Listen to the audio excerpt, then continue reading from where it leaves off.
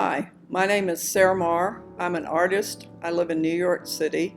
I came to art late in life and in a strange way. I had a near-death experience, and when I got better, I started painting 7 days a week as if possessed by something.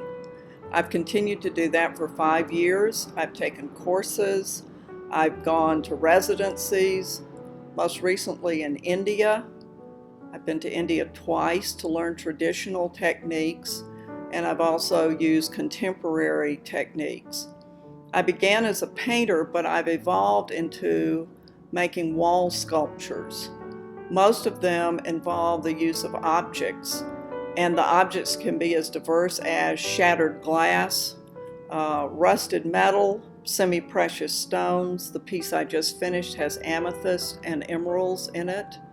I'm absolutely fascinated with color, with texture, the differences between soft and rough textures, and a lot of my work involves stitching. It can be stitched with rusted wire, with colored thread, with metallic thread. I got so many different kinds of threads in India, and so my work kind of pulsates in a 3D way because it has so many different textures and objects, and there's usually some component that is fabric, usually silk.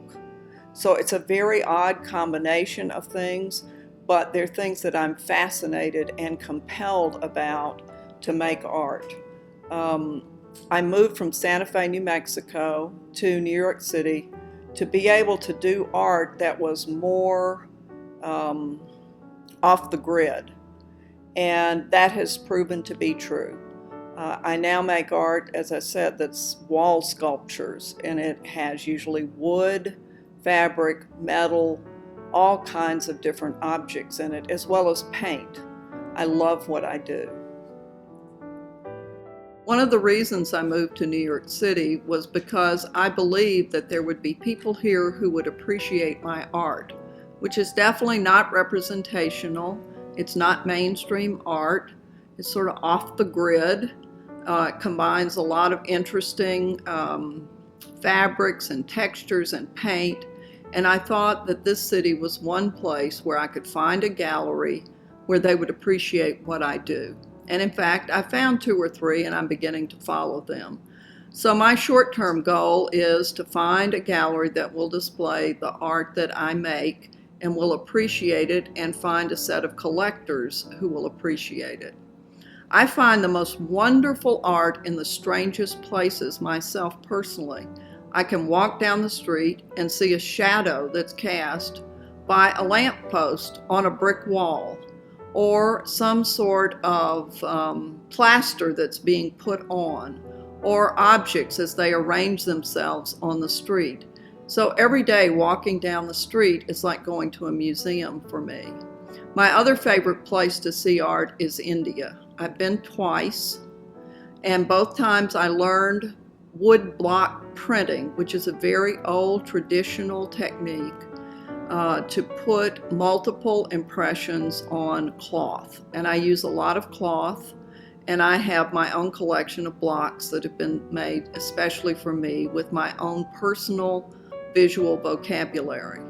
But in India, what you see is so much combination of the things that I like, which are fabric, embroidery, objects, many different kinds of many different ethnic traditions. I'm beginning to use ethnic cloth and objects in my art. My latest piece has an African spear in it. Another piece had a wooden carrier for a Chinese balance scale that was used to weigh opium. I'd love for you to see some of my art. The easiest way to see what I'm doing now is to go to blog.sarahnolan.com.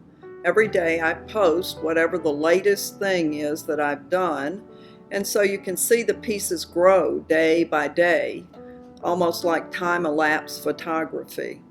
The other way to see my past portfolio is to go to my website, sarahnolan.com. where past pieces are shown in different themed portfolios. The other way is to meet one of my friends or me wearing what it is that I've made in terms of some sort of fashion.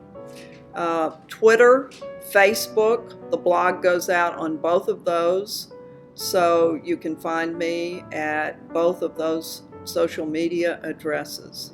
This has been another fabulous workers' comp production, and you can find it in the Loop.